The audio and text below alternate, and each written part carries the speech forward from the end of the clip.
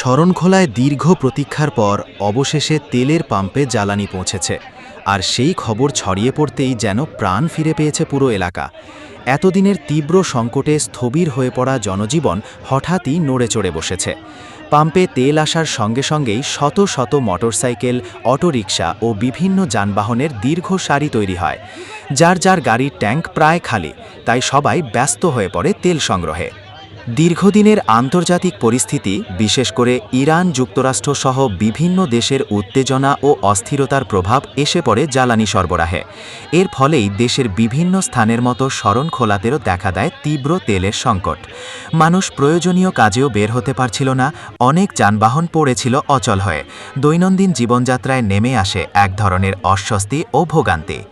অবশেষে সেই অচলাবস্থা কিছুটা কেটেছে।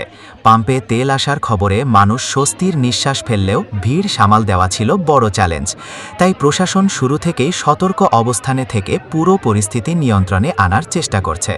সুশৃঙ্খলভাবে তেল বিতরণের জন্য তারা মাঠে থেকে কাজ করছে, যাতে কোনো ধরনের বিশৃঙ্খলা বা অপ্রীতিকর ঘটনা না ঘটে।